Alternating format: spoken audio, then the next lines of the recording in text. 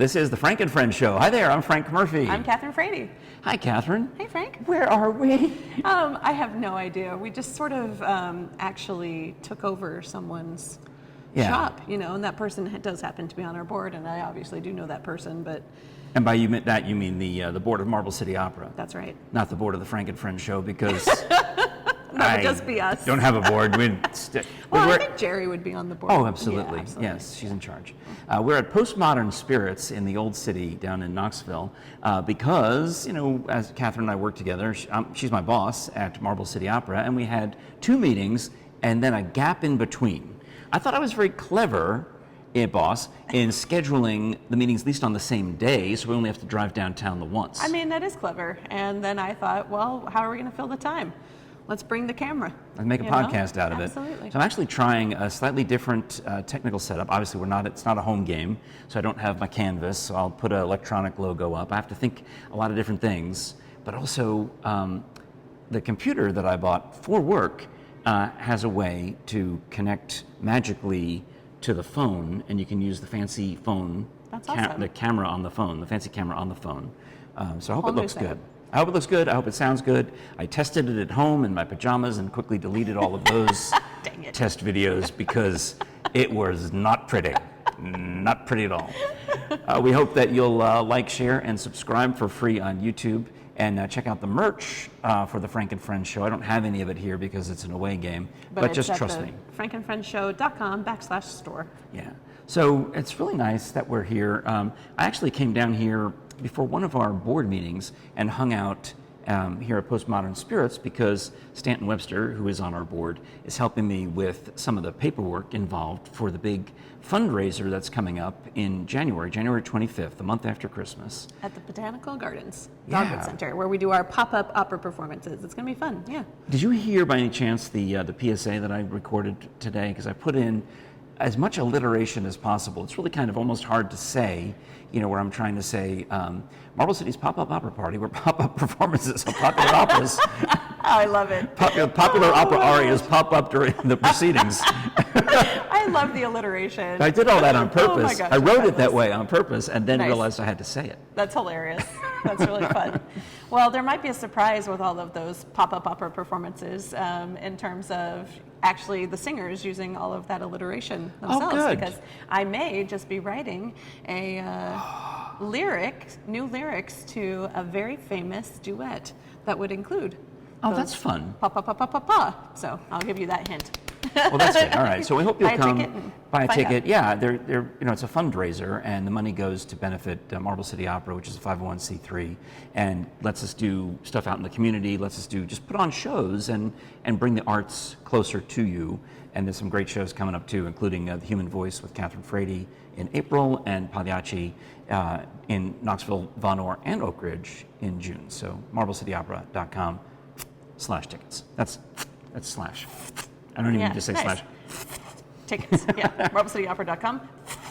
Tickets. So I have, it's the middle of December here, and I'll mention that I've just come off of a double parade weekend. Nice. And I'm hoping to get Becca over to talk about that, some of the parade stuff, because some of it is detailed and she was involved. Right. But I'll tell you that I had a really hard time getting back to my normal body temperature. It was freezing, wasn't it? It was very cold, and I had on, I had some kind of those chemical foot warmers, but I put them in my gloves. Yeah. So my hands were warm, but I probably should have put some in my shoes because my feet were cold, my hands were warm. And your coat and all your pockets. I had coats and thermal underwear, multiple layers, but also wanted people to see the shirt and tie. I had on my candy cane shirt and tie combo, which I love. So it looked good for the parade. We're streaming this on YouTube, and you can watch it on the Carnes Network YouTube channel. There'll be a link in the description. But then after that, I came home and rested for a little while, got warmed up enough to go back out in the cold. For that night? The next parade. Which one was colder, the morning or the night? Morning. It was, oh, really? Yeah, definitely the morning. Well, partly because we just go and we just sit there. Right. Whereas in the evening parade, it was the warmest part of the day. It warmed up, by 3 or 4 in the afternoon. It's not the same as 8:30 in the morning. Sure. It was above freezing, I believe. And part of the fun of it is Heather Waliga from Channel 10 and I have our own private viewing of the parade. Nice. Which is an exaggeration, but what happens is we take a golf cart and go over to the baseball field or the parking lot of the baseball field where all of the floats are lining up and the bands are lining up and everybody is lining up. Okay. The horses, there were horses, and actually getting to that, that's where I'm kind of going with the story, is the horses. Well, so we walk the parade route with our notebooks and we're making edits like, oh, your name is wrong. We get a little extra tidbit or something to say when we're making the announcements as these floats go by. Doing your research. It helps us recognize them because they're going by at a pretty quick clip. At the Rocky Hill Parade is on a time limit.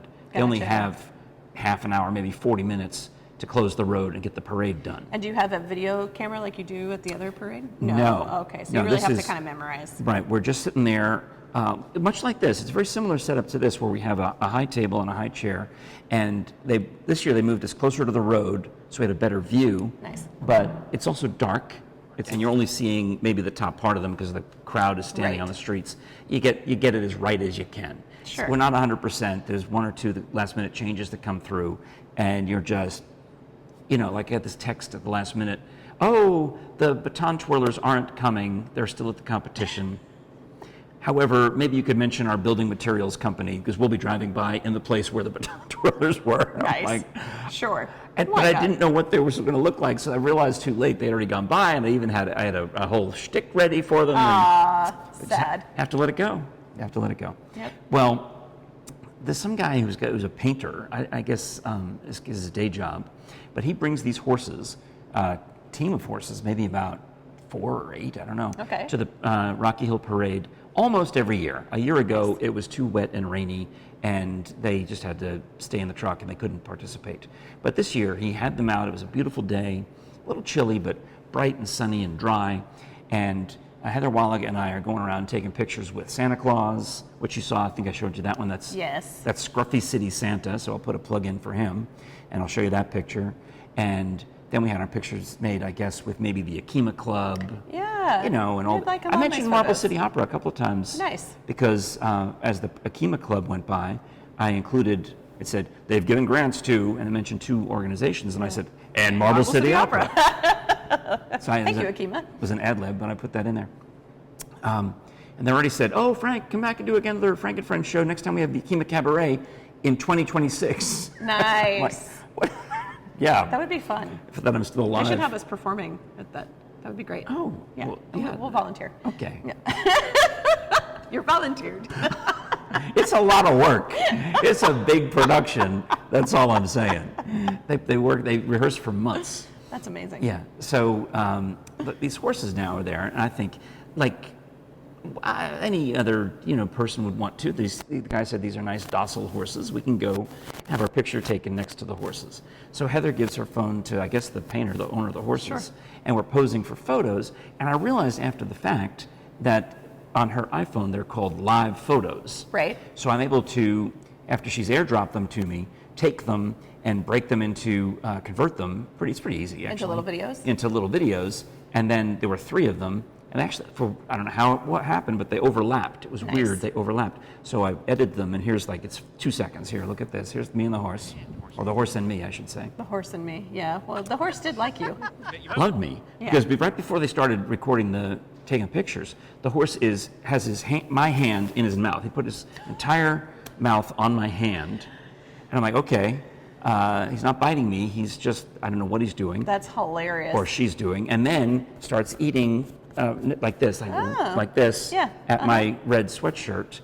And I thought, well, we got to get a picture of this. That's cute. And that's when you saw then what happened. And then, of course, the horse head gets, swings right in the face. Oh, my goodness. You were having a good time. Now, you're from Texas, so you must know horses. I mean, my only I've had a couple of horse experiences. Yes, I grew up in Texas. I did not grow up riding horses, but one of my experiences was at my ballet studio. When I was very little, they put me in ballet. Sure. And I think every girl did. Well, my sisters did it. We put my daughter in it for a minute. Yeah. I loved ballet. But they had these horses out next to the ballet studio, as you do, because you're in Texas. Right. And we were over there looking at the horses, and one of them bit me. So that was one of my experiences. The other experience was that also, as a little girl, I only wanted to wear frilly dresses. And what has changed? Exactly. Nothing. That's why I went into opera for the clothes. So we went on this trip, this family vacation, and one of the things we were going to do was horseback riding. Oh. And they were telling me I had to wear jeans, and I refused to wear jeans. And so there's a picture of me seen on a horse with my dad where I'm wearing a frilly dress. Well, but horsewomen have special horsey pants, don't they? Or is that is that the equestrian? Because I'm thinking the equestrian look is cool. Yeah. You may remember we used to talk about my friend Maureen's horse farm up in Virginia, Middleburg, the Middleburg barn, and that's the kind of fancy like Olympic jumpy horses that they have up there. Right. So they have on the special, felt or velvet helmets and the are they called jodhpurs, the pants that have I don't know, but they're cool. They look good. Yeah. Yeah. So that's what I was thinking, but that's not that's not and Texas. The boots and no, that's like more England. like England. Yeah. And If actually only my you were grandmother half English. Yeah, my grandmother lived in Cheltenham, which is a spa town where they have these amazing horse races. But I never actually went to the You still races. can. Yeah, so one day I'll You go still to the go in horse memory races. of your grandma. That's right. That'd be beautiful. Yeah. All right. Well, I was thinking that you probably knew this, that how soap operas are TV shows that are kind of, I do, I'm aware. Dramas that were sponsored by soap companies. Yes. Well, they used to call Western movies horse operas.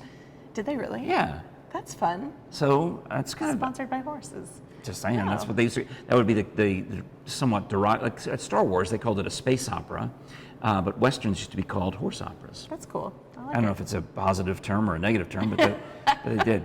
So you went on the last episode. You told us a little bit about your trip to Dallas, but you went. I also went to Wichita. And speaking of horses and cowboys, and there's this town, it used to be called Cowtown, right? So you have like.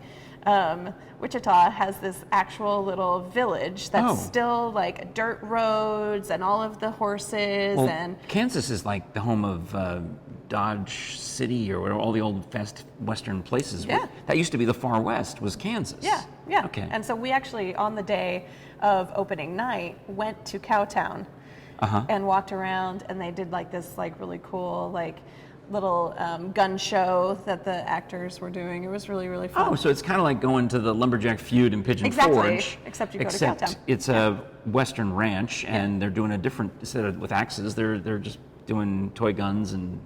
Yeah, That's because I actually got to take over. I did a social media takeover for Wichita Grand Opera. That evening you're performing in Hansel and Gretel, which is not Western or horsey. Correct. It's German and candy.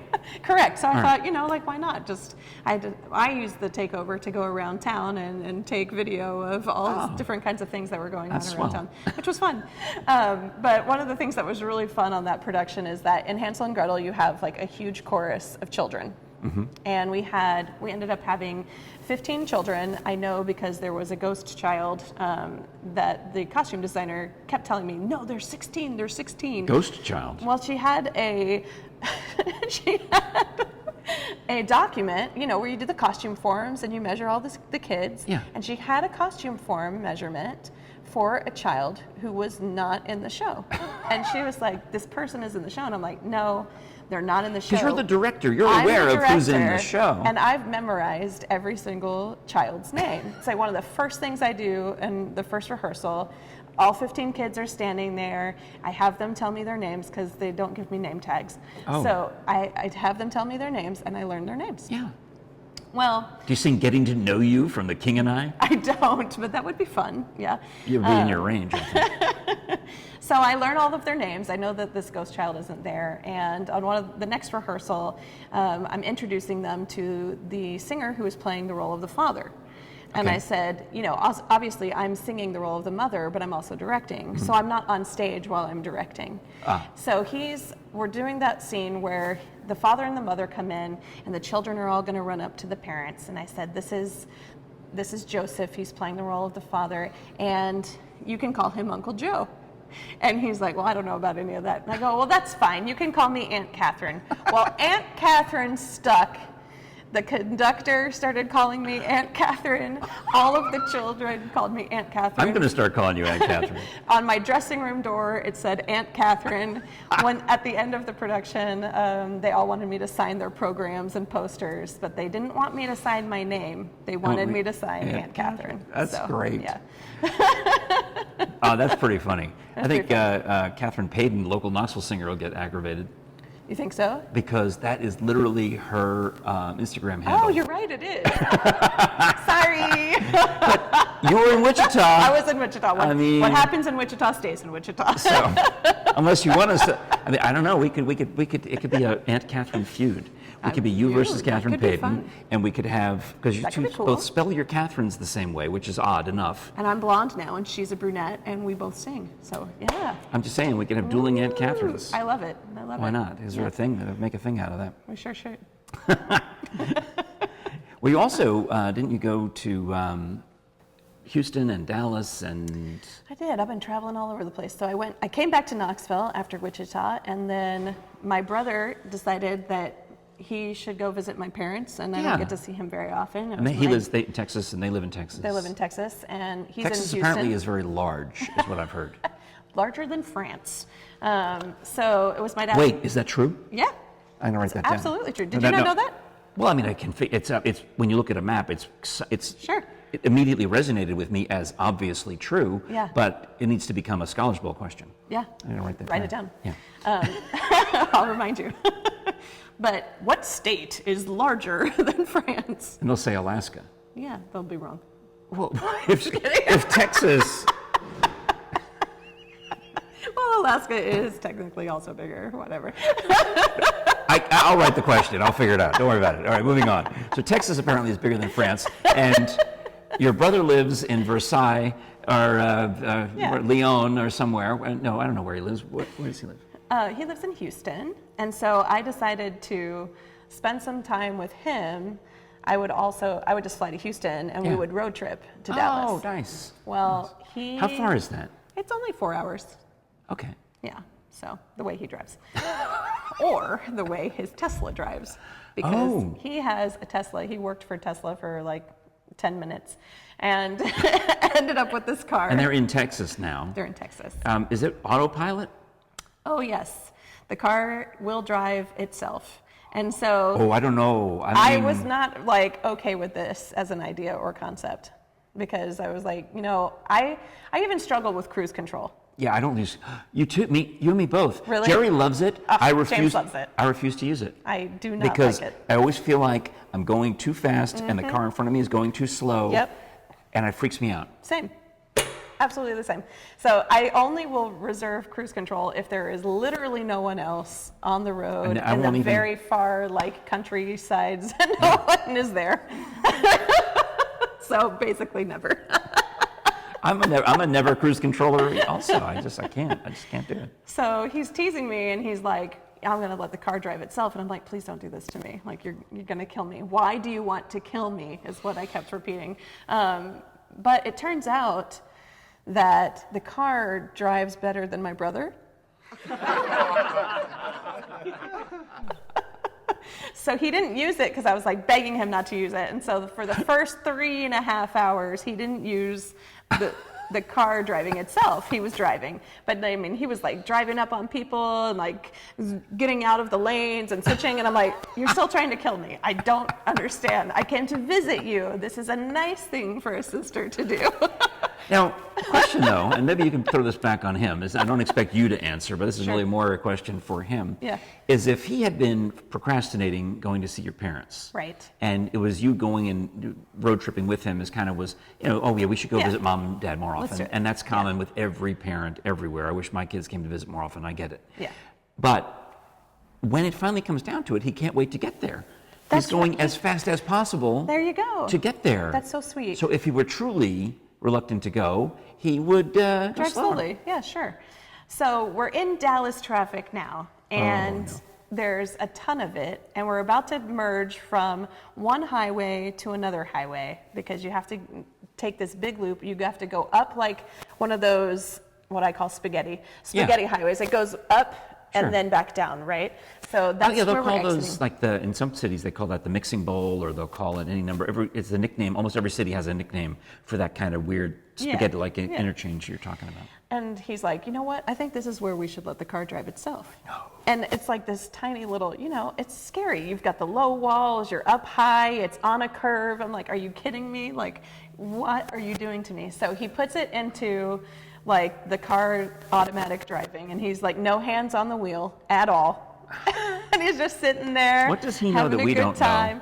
And I was like really nervous, but as soon as we merged and we started going around this spaghetti highway, I was like, oh, actually, this is so much nicer than when you were driving. That's when you figured it out. That's when I figured it out. Was during the most dangerous part. The car is safer than your brother. Yes, because it would slow down like gradually if it was getting up to a car, and you can actually like program it. So then we got to a stoplight. He's like, yeah, you know what? It's not driving aggressive enough. So we got to the stoplight, and he's like looking at all the switches, and you can change it. And it was driving in like calm mode. And there's 3 modes. It's like calm, like normal, and then like aggressive. And he kept trying to switch it into aggressive, and I kept switching it back. Good for you. I was like, no. But, I'm going to go out on a limb and make a guess here. I think this will be an accurate statement that your brother does not watch our podcast. That's correct. Okay. He has watched it. But now you're in the safe zone outing him as being a terrible driver is what I'm saying. I mean, I don't know that he's a terrible driver. But he's less safe than an autopilot on a Correct. Tesla. Okay. Yes. Well, I don't want to make any connect. I'm trying to figure out how do I connect, driving in a car to talking about bonezones.com. Don't forget the S. Because all that's going through my mind are stories of people who, died in horrific ways. Oh, exactly. Like having a Tesla driving. And yes. And burning up. But I do have a lecture on cremation and fire-related deaths. You can hire me through bonezones.com, don't forget the S, to come and give that presentation. We'll hear Dr. Bass talk about it, and we'll talk, really it's more about cremation than it is about deaths in a fire. But I also have the History of the Body Farm lecture that I've done a few times. And you've still got time to get some autographed items for Christmas if you contact Susan at bonezones.com, don't forget the S, where you can get all the different books that Dr. Bass has signed. The hats, the T-shirts. Yeah, the other merch. You can see pictures of it all there. The skulls. Oh, my favorite. Skulls. And give her a call and see what you can get for your loved one. It's always amazing. There's somebody in every family who has that dark sense of, either a dark sense of humor or just that interest, that real curiosity about death and dying and things like that. In my family, obviously, it was me. Right. And I've figured out, of course, that you probably are not surprised at all, that my grandson Artie has similar. That makes sense. The similar interest. And I was talking with him, and he was kind of, about how he was bored in class and he didn't want to learn something or another. And I started saying, well, don't you know about social studies? He's bored about social studies. I said, but that's where all the ritual sacrifices used to occur. That's where they would pull the beating heart out of someone's chest while they were still alive. You're like, what do you mean? Of course you're interested. The rivers of blood would go down the pyramids. How could you not be interested in that? Did it pique his interest? Yeah, very much so. Good, We had a great conversation. My wife is mad at me about it, but I was trying to help. Absolutely. But Artie has met Dr. Bass. He's familiar with what we do at bonezones.com. Don't forget the S. Nice. One time, I think I've told this during the podcast, but it just came back to me that we were going through my mother's wedding album, and Artie he was been 4 or 5 at this time, and all he cared about was which of these people is dead. Wow. And of course, in a wedding album from my parents' wedding, a lot of them were. Almost all of them. Right. Yeah. Yeah. Of course. Well, it is fascinating. I mean, that's your own personal history. Yeah. So like knowing who those people are and what they did, I think that's fascinating. Right, but I don't think. I think he's more scared of skeletons. Have you heard this? It was at Halloween. It was a meme. There's a monster and 2 monsters inside of everyone. Okay. No, I did not hear this. Well, if you think about it, every one of us has 2 monsters inside of us: a skeleton and a ghost. Oh, See, nice. Bonezones.com, I'm all into the skeletons. Nice. You're more a ghost lady. That's because they haunt me. There's no such thing. Okay, there's no such thing. Yet hear this story and tell me if there's still no such thing as a ghost. Okay, so a few nights ago, I'm soundly sleeping, and I'm home alone. James is still in Florida, and there's a large crash inside the house. Inside the house? Inside the house. Well, you had been moving some stuff around lately, right? It was I know, but at this point, like, the house is clean. Like, I thought maybe it could have been something like one of the dishes, like maybe there were a couple dishes in the sink, but it did sound like glass broke. Like, I mean, there was a crash, and loud enough to wake me up and my dog, Sasha. Of course, Sasha, being the watchdog that she is, she just hovers under the covers like, what was that? You go find out. Like, thanks, Sasha. So I'm upstairs, and I think the crash happened downstairs. And I'm looking around my room, and I'm like, why do I not have, I don't even have like a pair of scissors upstairs. Like, I'm like, how am I going to go down? There's clearly an intruder in my home, right? Yeah. And so I'm kind of searching around to see, like, well, what can I take with me? So I'm picturing you like pinking shears, and you're going to have to cut little zigzags into them. So I'm looking around. No, this is better. So I'm looking around the room, and I'm like, what can I take down there? I'm like, okay, well, I'm going to take my phone. I'll like put it on like it's videotaping, because at least people will know how I died.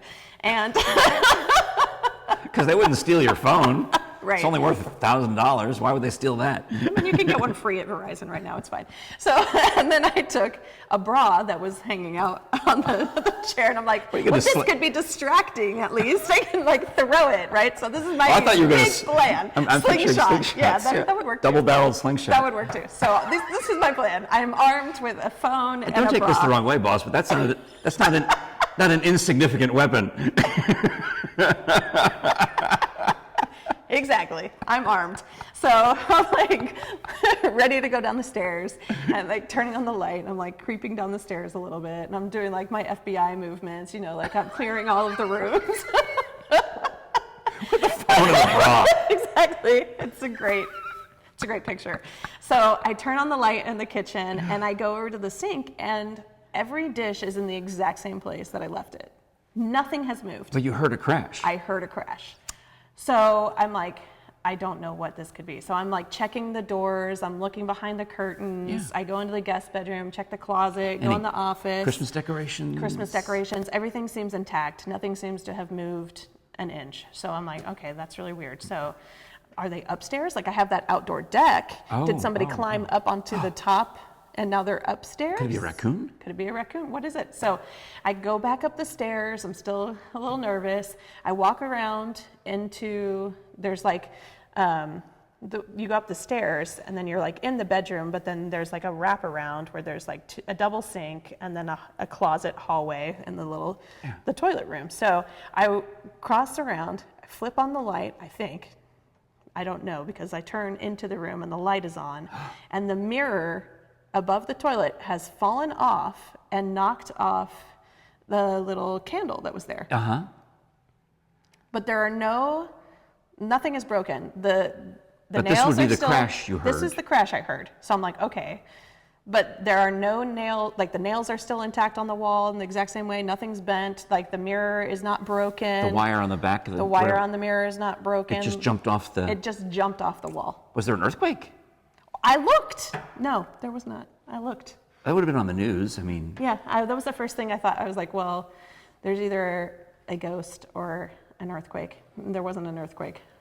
So there's no explanation. There's no explanation. If you go back in our archives, there's a story about this painting, this thrift store painting in the attic of your home. Yeah. That was there from the previous owner. Right. Except very creepily, the girl in the painting has a strong resemblance to you as a child. Yeah, that's creepy. Is the painting still up there? It's still, as far as I know. Well, see, you gotta get rid of the painting. I could go up there and see if she's jumped out of the painting. That's clearly what happened, is exactly. Ghost Girl. I don't even believe in ghosts. I mean, I believe in angels and demons, believe me. I'm all on board with them. Sure. But, I teased James because we used to joke that I said there are no ghosts, right? Like, this was like very early on in a relationship, and I didn't believe in ghosts. And I was like, look, if there are people ghosts, like, aren't there like animal ghosts and bug ghosts? Like, every time we kill a bug, is there a ghost? Well, this gets into a very religious and philosophical discussion about whether or not you have a soul. Right. And whether the animals do. Right. Well, so I smashed a large fly the night that the mirror fell off the wall. You think the fly has a ghost? I guess the fly has a ghost. I mean, it's a good thing you don't believe in reincarnation, because you just ruined somebody's day. I mean, they're trying to work their way up to another level and just flatten them and say, go back to square one. So I still don't know. I mean, I was able to just like hang the mirror back up. It hasn't fallen since, so I have no idea why it fell. Oh, wow. There's still a piece. Actually, what's also weird is there's still a piece of the candle holder that's missing. Oh. And I've taken everything out of the bathroom and vacuumed and cleaned in there. Well, that is very weird. It's very odd. Yeah. Okay. Well, I'm trying to figure out. I don't think. Earthquake seems like a more reasonable. I know, but I looked it up and there wasn't one. I guess. Yeah. So. Well, are you afraid of earthquakes by any chance? I mean I've never experienced one. It's not relevant. It's not relevant. Yes, I don't know what to expect in one. My friends Allie and Bean on their podcast were talking about natural disasters and how apparently there's some people who are terrified of earthquakes, obviously, sure. but there are others who have the opposite feeling. They would have FOMO if they missed a major earthquake. That's interesting. They want to be there for it. They kind of are looking forward to the big one. They don't want to miss the big one. These people are calling into the show and even saying this. And I had to even text Bean and say, by strange coincidence, in the 10 years that I lived in Los Angeles, there were really technically 3 earthquakes, but 2 of them were on the same day. So wow. They were probably related. The Landers earthquake and the Big Bear earthquake were the same day. Nice. And then maybe 2 years later was another big one, the Northridge earthquake. I was out of town for both of them. Okay. So I missed out, and it was sort of a strange thing. By coincidence, I had flown back to Northern Virginia to visit family, missed the 92 earthquake, and then missed again the 94 earthquake. Did you feel like you missed out? I didn't want to be in the earthquake part, especially considering there was significant damage in other people's neighborhoods. Right. But we got back to our house, and we had, I don't think Elf on the Shelf had been invented yet, but we had a little leprechaun type figurine that was sitting on the mantle. We looked through the entire house trying to find anything that was damaged. The only thing that broke was this little leprechaun who did a header off the mantle and broke on the bricks. Oh, it was the only thing. Interesting. I mean, and there are, a couple of blocks from my house, there are parking garages that have collapsed and pancaked the cars. Crazy. Thankfully, it was at 4 a.m, so the cars were empty, but crazy. Cars were destroyed. Yeah. And it was close. Right. On my way to work, I would pass it. If I worked 5 minutes away from home, Right. Our house insane. just escaped. Yeah. It's kind of like when we have like a tornado. Hurricanes and tornadoes here, where there was one where it went barreling down Middlebrook Pike, and nothing in my house, nothing. Well, because they jump. So it makes a little bit more sense with a tornado to me than an earthquake. But I guess the earththquake does zigzag, right? Or it's just the way, your house is built, or land. You got lucky, for whatever reason. But it made me think. I'm not really. I don't miss living out west. I don't miss earthquakes. I don't. I wouldn't want to. Yeah, I don't think I really want to. The hurricanes and the tornadoes are bad enough. Yeah. And we get it very mildly in East Tennessee. We got nothing to complain about. The worst, Helene was the worst we had in 100 years? A long time, yeah. But what's interesting, when I was looking up earthquakes and if one had happened, there had been a few in recent days, like within the last month, they have them all the time. Yeah. You have like them. in Loudoun County and some areas near us, they've been happening. Well, because there's a fault line in west near Memphis, the New Madrid Fault, so you get more on that side of the state. Right. One time we did this stupid bit on WAVA one time where we had this kid named Carl, and we were going to send him places. So I decided we were going to call him Danger Boy, and I bought a Robin the Boy Wonder cape and mask, and we would send him to places trying to get on national television. Nice. So for whatever reason, people were predicting a major earthquake at this New Madrid Fault in Missouri/Tennessee, but it was the Missouri side. So we decided we're going to put this kid on a plane from Washington, D.C., and fly him to Missouri wearing the Danger Boy outfit. Nice. This is morning radio is the stupidest, but it's so stupid. This seemed like a brilliant idea at the time. Sure. And he walks through the background of the Today Show or the CBS Morning News or whatever, and we are ecstatic. This is like the greatest thing. But nobody knows, nobody knew. It didn't help us. It didn't publicize us in any way. Right. You needed to put your logo on the back of his cape or something. Yeah, this is the 80s. It's not like we could just do things. It was hard. Everything was more difficult. I guess we could have. Yeah, I don't know. We magic thought maybe marker. they would interview him. I don't know what we were thinking. It's hilarious. But then we used to do that at every radio station I ever worked at. We'd send somebody Across the country. We sent one guy. We sent him from L.A. We sent him to Buffalo, thinking it would be funny to yell at the Buffalo Bills quarterback before the big game with the Los Angeles Raiders, trying to throw him off his game. I mean, I'd personally like to be the person who gets to go do that. That would be fun. Send me. Pay me to go see the game and yell. Well, you'll appreciate this, because then the logistics of it is, okay, we're going to pay to fly him to Buffalo. Right. Frank, figure out where this quarterback lives so he can go to the right house. Oh my gosh. And it's a radio bit, right? Yeah. But challenge accepted. So I figure, well, I now have to find out the private home address of the starting quarterback of the Buffalo Bills.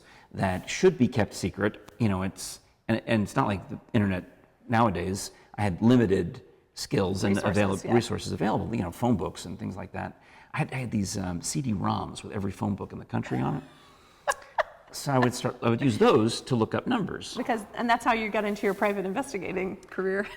Yeah, because somebody would be in the news, and the guys would say, call that person and get them on the air. We're going to interview them because he's got hiccups for 48 years, or he's got whatever it is he's in the news for, okay? Well, I do have a task for you. Well, let me tell you, wrap this up real quick. Yeah. So I thought, how am I going to find the home address of the starting quarterback of the Buffalo Bills?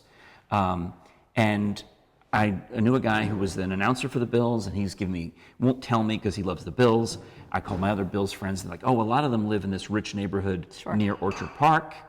So I start looking at maps, I start looking at everything, and then it occurs to me, light bulb goes off in my head. What if I order a pizza to be delivered to the guy's house? There you go. So I start calling pizza places. Hey, I want to send a pizza to the quarterback's house. Oh yeah, we get delivered to him all the time. I'm like, okay, I need it at this time, at this day, at such and such. That's kind of early in the morning, I know, but it's special. And then I just had my guy follow the pizza delivery car. Nice, at that time, perfect. That's brilliant. To the quarterback's house. That's your secondary career. I think that you have a career in private investigation, Frank. And your first job is to find all of the addresses for James's new colleagues at Florida State. So you can send them. So I can send them Christmas cards. Shouldn't he have a staff directory of some kind? You know, he's asked for it apparently, and no one's getting back to him. So now I just have these extra cards that are supposed to be going out to people. We got your beautiful Christmas card. It's a Florida picture on there and everything. That's right. Yeah. Very nice. You and James at the beach. Yeah, we're looking happy. It looks good. Very good. Thanks. I don't even know if we're going to have, my wife and I are going to have time or energy to do Christmas cards this year. She's got, she's singing in this weekend. No, this weekend I'm doing the Nativity pageant, and she's rehearsing for the Clayton Holiday concerts. Right. But in addition, she's getting ready to sing at church on Christmas Eve. So it's just, some years she's way ahead of the game, and this year it's just like, eh. I start thinking about it in October. Really? Yeah, because I have a tradition, and my tradition is to get them ready on Thanksgiving. And that's when we got the mail, right? Yeah, so I normally mail them like the day after Thanksgiving, and it's everybody's first Christmas card. Well, congratulations on winning. Thank you. It's very important to me. I'm from Texas. I thought we already covered that. You're the winner on that. Well, I guess that does explain it, though, because in the past few years, since the last time we sent a Christmas card, Jerry and I went all in, whole hog, I guess, on Scholars Bowl. Nice. And now, and this year we started, I guess, in August and worked all the way through Thanksgiving on preparing the game. So the Christmas cards just ain't going to happen. They go out the window. I mean, if you don't get them done really early, there's no time. Everyone's so busy. Well, I'll put a plug in for the Nativity Pageant of Knoxville. I'll be doing my 6 character voices again, the same ones. Nice. That they just, thankfully, I guess, keep inviting me back. It's fun. I don't know that they really particularly, they just kind of, the announcers are sort of taken for granted. Yeah, because everything is happening on the floor. Right. And all you guys have to do is show up. I mean, saying that because I've done it as You've well. Done it. But you know what I mean? Is also, that's, most of the people involved are volunteers, except for the orchestra and the announcers. Right. So you notice that when you go through the social media posts, it's like, oh, we want to thank our choir. Oh, we want to thank our actors. But they don't thank we guess we get a small stipend. Why, they don't need to thank us. They give us stipend, exactly. I get a check. That's how I get a small stipend. I don't need to be thanked on social media. But I get a lot out of it. It's a lot of fun. I enjoy it. Getting to be the Isaiah voice, which is I do the my version of Charlton Heston as Moses. Nice. Then in Gabriel the Angel and the Centurion. At the last Christmas parade I was at, so Rocky Hill, this guy walks up to me. He says, "I know you from somewhere." And he's got on a yellow vest. He's volunteering at working in the parade. It's not like two of these guys come up, and they both recognize me, but they know who I am, and I'm struggling to figure out who they are.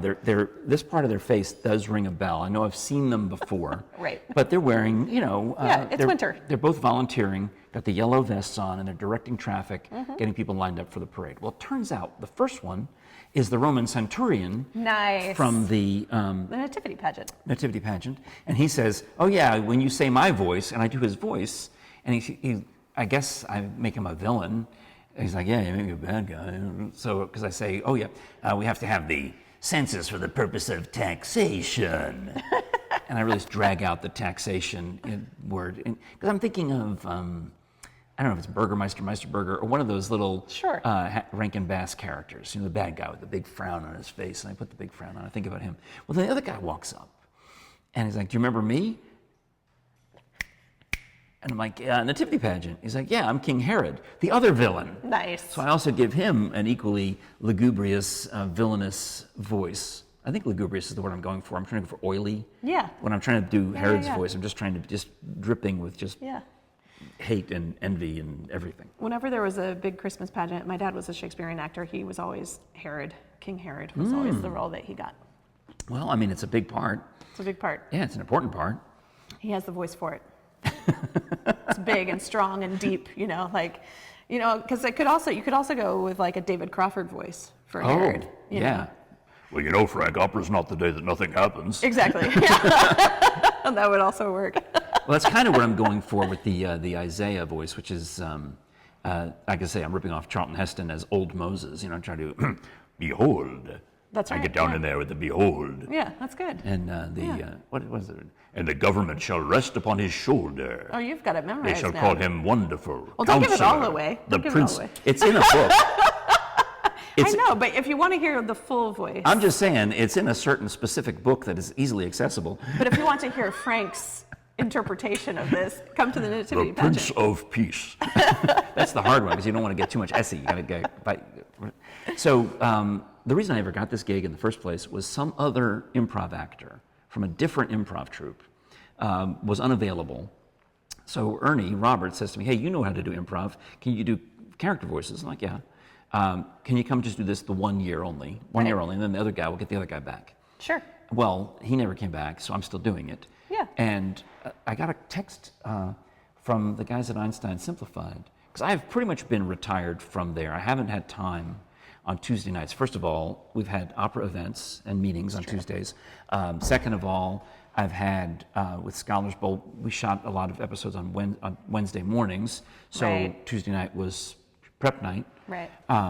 So I haven't really had the time or interest to do it much this year. But they said, it's the last show of the year. Do you want to come? We'd love to have you. Nice. So I'm thinking about it. When is that? Tuesday. What's Tuesday? The 17th? Okay. Right? All right. Yes. I don't know. Sure. The 17th. What's the Tuesday? Well, Friday is the 20th. So 19th, 18th. Yeah, 17th. So that's what I'm thinking about. I'm thinking about doing it because, it will have done finished the nativity pageant the night before. The nativity pageant is 14, 15, 16, which is Saturday, Sunday, Monday. Yeah. And then if I go do this Einstein show on Tuesday, I'm kind of at that point, depending on how much work I have for opera, kind of in the home stretch, I would hope, for the year. Yeah. It's just between you and Christmas radio.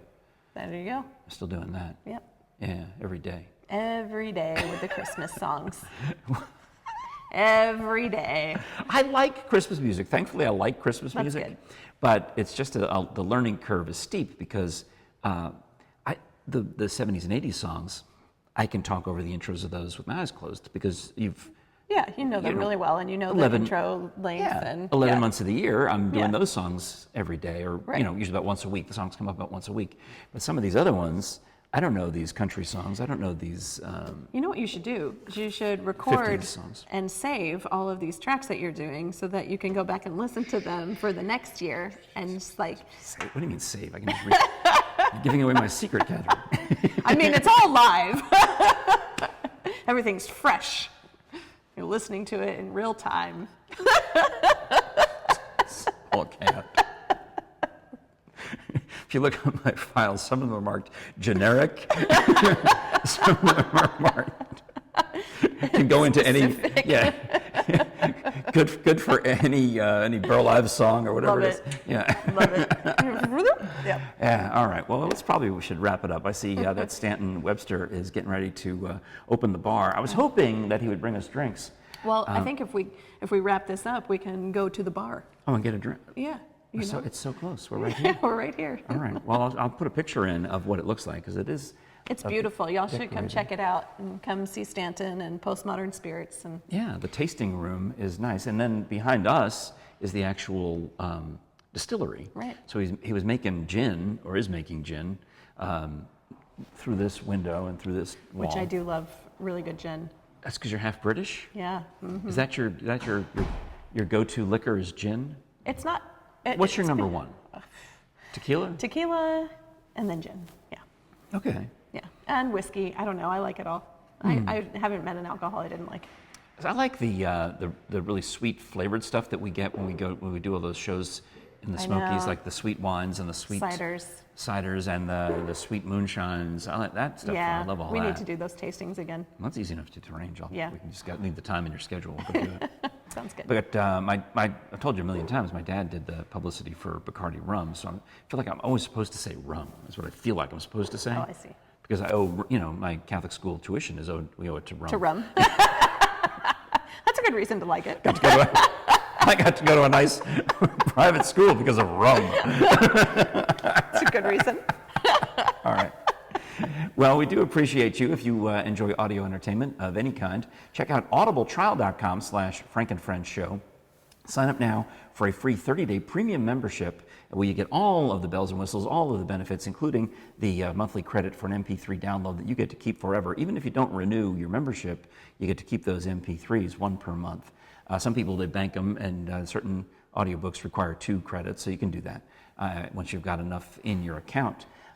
Or just listen to the new podcasts that come out, the new audio entertainment. There's always new stuff, which is why you want to have that ongoing subscription, and you can transfer it from one device to another. You can listen, in your earbuds someplace in your car, on just your Amazon move Alexa. into the house, right? Yeah, exactly. Yeah. It picks up, Yep. And it's part of Amazon, so it works really well with the Alexas and whatnot.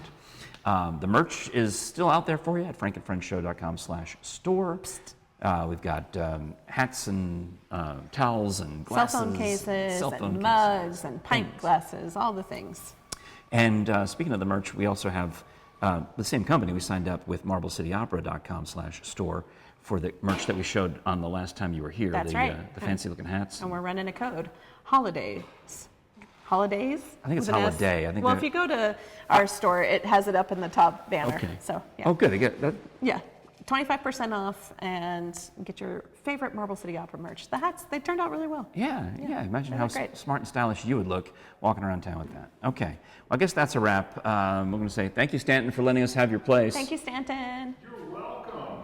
Ready to open up the bar, so we got to close down the show. Come see us at PostModern Spirits. Yes. And MarbleCityOpera.com for the pop-up opera party. You would definitely want to check that out. All right. That's the show. This is the Frank and Friends Show. I'm Frank Murphy. I'm Kathryn Frady. And we'll talk to you again next time.